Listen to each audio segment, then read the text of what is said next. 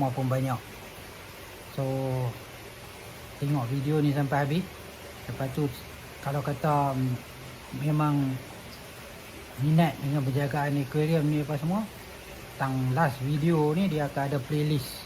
Jadi kita daripada playlist tu kita boleh select lah apa yang kita tengok tentang penjagaan aquarium dengan ikan hiasan ni.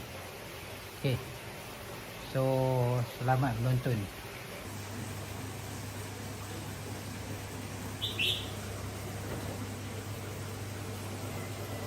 Okay, ni minggu kelima kita main aquascape ni.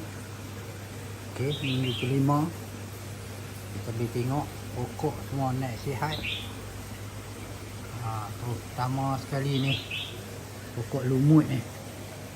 Okay, so saya kita nak potong pokok lumut ni. Kita nak cucuk dia bagi